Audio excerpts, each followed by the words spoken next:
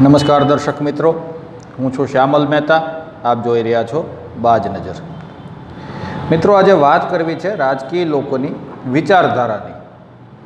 દરેક પક્ષ પોતાની એક આગવી વિચારધારા સાથે ચાલતો હોય છે અને તેમાં જોડાતા લોકો તેમની વિચારધારાના સમર્થકો હોય છે. એટલે તે પોતાની વિચારધારાના સમર્થક એવા નાગરિકોને પોતાના પક્ષમાં મતદાન કરવા માટે પ્રેરે છે, તેમને વિનંતી કરે છે. પરંતુ અહીં આપણે વાત કરવી છે કે શું વર્તમાન સમયમાં ખરેખર કોઈ રાજકીય વિચારધારા અસ્તિત્વ ધરાવે છે કે કોઈ રાજકીય વિચારધારાને વફાદાર વ્યક્તિઓ રાજકારણમાં છે? તો મોટા ભાગે જવાબ નામાં આવે છે. અત્યારે આપણે જોઈ રહ્યા છીએ કે અમેરિકાની અંદર ત્યાંના રાષ્ટ્રપતિ, જે ખૂબ ધૂની સ્વભાવના તરંગી મગજના કહેવાય છે તેવા ડોનાલ્ડ ટ્રમ્પ અને તેમના પ્રખર ટેકેદાર અને વિશ્વના સૌથી ધનિક વ્યક્તિ ઇલોન મસ્ક વચ્ચે ખૂબ મોટો માથાકૂટ ચાલુ છે, ખૂબ મોટો વિવાદ ચાલુ છે. હવે ઇલોન મસ્ક એ ડોનાલ્ડ ટ્રમ્પના ચૂંટણી પ્રચાર દરમિયાન તેમના ટેકેદાર હતા. ડોનાલ્ડ ટ્રમ્પને પ્રમુખ બનાવવામાં તેમનો ખૂબ મોટો ફાળો છે. પરંતુ કંઈક એવી ઘટના ઘટી જેથી ઇલોન મસ્ક અને ડોનાલ્ડ ટ્રમ્પ બંને આપસમાં વિરોધી થઈ ગયા છે. આ એકમાત્ર કિસ્સો નથી. આવા કિસ્સાઓ દરેક દેશમાં બનતા હોય છે. પાકિસ્તાનની અંદર જે આર્મીએ ઇમરાન ખાનને સત્તા પર બેસાડ્યા, તે જ આર્મી સાથે તેમને વાકું પડતા અત્યારે ઇમરાન ખાન જેલમાં ઠૂંસી દેવામાં આવ્યા છે અને આર્મીના બીજા વફાદાર નેતાને એટલે કે શાહબાજ શરીફને વડાપ્રધાન બનાવી દેવામાં આવ્યા છે. ત્યાં મિલિટરીનું, આર્મીનું રાજકીય દખલ વધારે છે. એટલે પાકિસ્તાનમાં આવી ઘટનાઓ ઘટે છે. આવું દેશ અને દુનિયામાં થતું રહે છે. ભારત પણ આમાં અપવાદ નથી.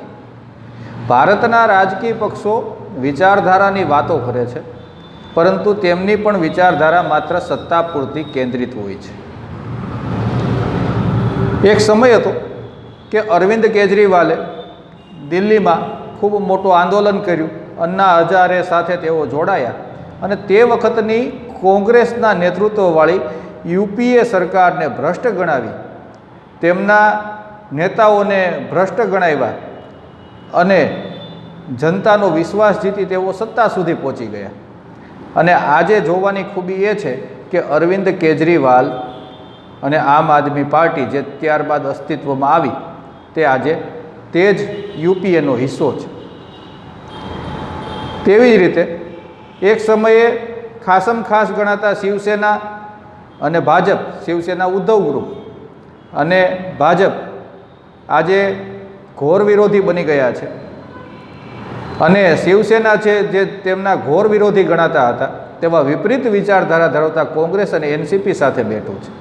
ભાજપ પણ મહારાષ્ટ્રની અંદર એનસીપીના એક કટકા સાથે અને સેનામાંથી છૂટા પડેલા લોકો સાથે ગઠબંધન કરીને સત્તા ભોગવી રહ્યું છે.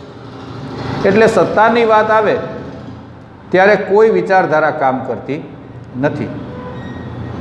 જમ્મુ અને કાશ્મીરની અંદર મહેબૂબા મુફ્તીનો પક્ષ પીડીપી, એ પક્ષ પાકિસ્તાનનો સમર્થક ગણાય છે અને 370ની કલમનો સમર્થક ગણાય છે. ભાજપ પ્રથમથી જ 370ની કલમનો વિરોધી હતો અને તેણે તે નાબૂદ પણ કરી દીધી. પરંતુ જોવાની ખૂબી એ છે કે એક સમયે આ બંને વિપરીત વિચારધારા ધરાવતા પક્ષોએ ગઠબંધન કરી અને જમ્મુ કાશ્મીરમાં સરકાર પણ ચલાવી છે.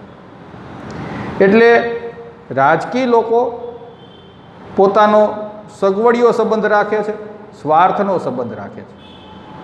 આજે કોઈ વ્યક્તિ કોંગ્રેસમાં હોય અને તેમને અનુકૂળતા ના આવે તો તે ભાજપમાં પણ જઈ શકે છે. ત્યાં અનુકૂળતા ના આવે તો આમ આદમી પાર્ટીમાં પણ જઈ શકે છે. આમાં કોઈ અપવાદ નથી, કોઈ આશ્ચર્ય નથી. આપણને એમ લાગે કે આ માણસ તો ખૂબ ભાજપને ભાંડી રહ્યો છે, તો આ માણસ કોઈ દિવસ ભાજપમાં નહીં જાય. પરંતુ તેવું બનતું નથી. ભાજપનો ઘોર વિરોધી દેખાતો વ્યક્તિ ભાજપમાં જતો રહે છે, કોંગ્રેસનો હોય કે અન્ય પાર્ટીમાંથી. એમ ભાજપમાં રહેલો વ્યક્તિ તેમને કોઈ વાતે વાંકવું પડતા તે અન્ય પક્ષમાં જતો રહે છે. મૂળ તો બધાનું કેન્દ્ર, બધાનું લક્ષ્ય સત્તા પ્રાપ્તિ છે. એટલે જનતાને જો કોઈ લોકો ભરમાવતા હોય કે અમે વિચારધારાને વરેલા વ્યક્તિઓ છીએ, તો તેવી કોઈ વસ્તુ અસ્તિત્વમાં નથી. વર્તમાન રાજકારણમાં તો ખાસ કહી શકાય કે વિચારધારાને વરેલા કાર્યકર્તાઓને હાંસિયામાં ધકેલી દેવામાં આવ્યા છે. ગુજરાતની વાત કરીએ તો ગુજરાતમાં એવા ઘણા સંનિષ્ઠ કાર્યકર્તાઓ હશે જે વિચારધારાને વરેલા હશે, પરંતુ કોઈ કોંગ્રેસમાંથી, કોઈ આપમાંથી, કોઈ અન્ય પાર્ટીમાંથી આવેલા વ્યક્તિના કારણે, તેમને ટિકિટ આપવાને કારણે આ વિચારધારાને વરેલો વ્યક્તિ આજીવન વાંઢો રહી જાય છે, સત્તા વગરનો રહી જાય છે. આવા અનેક કિસ્સાઓ છે. આવું જ અન્ય પાર્ટીઓમાં બને છે. ભાજપમાંથી કોંગ્રેસમાં કોઈ જાય તો તેમને મોટું પદ આપી દેવામાં આવે છે, મોટો હોદ્દો આપી દેવામાં આવે છે. આવી રીતના આમ આદમી પાર્ટીમાં પણ છે. એટલે જિસકે તિલ મેં લડ્ડુ ઉસકે તિલ મેં હમ જેવી પરિસ્થિતિનું નિર્માણ છે. એટલે અત્યારે કડીમાં અને વિસાવદરમાં ચૂંટણીઓ ચાલી રહી છે, ત્યારે વિચારધારાની વાત જો કોઈ કરતું હોય કે અમે આ વિચારધારાના વ્યક્તિઓ છીએ, તો વિસાવદરની બેઠક પર તો જોવાની ખૂબી છે કે પક્ષ પલટુઓ કેટલા છે, કયા પક્ષમાંથી કયા પક્ષમાં જતા રહ્યા છે. એક વસ્તુ એ છે કે જે જગ્યાએ ગોળ હશે ત્યાં માખીઓ વધારે હશે, કીડીઓ વધારે હશે. એટલે જ્યાં સત્તા હશે તે તરફ ઘસારો વધારે હશે. જ્યારે તેમની પાસે સત્તા નહીં હોય ત્યારે ત્યાંથી ઘસારો ઘટી જશે, તેમાંથી બહાર જવાનો ઘસારો ચાલુ થઈ જશે. એટલે મતદાતાઓએ, નાગરિકોએ ખૂબ સમજીને મતદાન કરવું જોઈએ. કારણ કે અત્યારે ચૂંટણીના માહોલમાં લોકો અવનવી વાતો કરશે, અવનવા વચનો આપશે, અને પછી આ જ લોકોને મળવા માટે તમને એપોઇન્ટમેન્ટ નહીં મળે, તેમની ગાડીઓના કાચ નહીં ખુલે. જો તેઓ લાલ લાઇટમાં ફરતા થયા હશે તો તે ગાડીમાં બેઠા બેઠા મોબાઈલમાં તલ્લીન હશે. તેમની કાચ ખુલી જતાં તેમને ગરમી લાગી જશે, એટલે તેમનો એસી પણ નહીં ઘટાડવામાં આવે. ઉપરાંત તેમની આસપાસ એક ચમચાઓની ફોજ ઊભી થઈ જશે, જે ચમચાઓ તે પડને વીંધીને તમારે જે તે નેતા સુધી પહોંચવું ખૂબ કઠણ બનશે. અને આજે જે તમારા પગ પકડે છે, જે તમને મતરૂપી આશીર્વાદ માગી રહ્યા છે, કાલે તેઓ તમે મદદ માગવા જશો તો ત્યારે તમને સલાહ આપશે કે તમારે આમ કરવું જોઈએ, તમારે તેમ કરવું જોઈએ, તમારી આ ભૂલ છે ને તમારી તે ભૂલ છે. તેઓ સરકારી નીતિ નિયમ બતાવવા લાગશે. એટલે જ્યાં સુધી ના ચૂંટાયા હોય ત્યાં સુધી સારા હોય, અને જેવા ચૂંટાઈ જાય, નેતા થઈ જાય, એટલે તેમને બાકી બધું નાનું લાગવા માંડે છે. પોતે એટલા મોટા થઈ જાય છે કે તેમને બાકી બધું નાનું લાગવા માંડે છે. એટલે આ બધી સ્વાર્થની સગાઈ છે. રાજકીય લોકોને અને રાજકીય પક્ષોને કોઈ વિચારધારા સાથે કે કોઈ પ્રજા કલ્યાણ સાથે મતલબ હોતો નથી. તેમનો મતલબ સત્તા સાથે હોય છે. એવું નથી કે દરેક લોકો આવા હોય છે કે દરેક પાર્ટી આવી હોય છે. તેમાં પણ સારા માણસો છે, પરંતુ હવે તેવા લોકો જે વિચારધારાને વરેલા છે કે એવી કોઈ પાર્ટીના સિદ્ધાંતો છે, તે લુપ્ત થતી પ્રજાતિમાં આવે છે.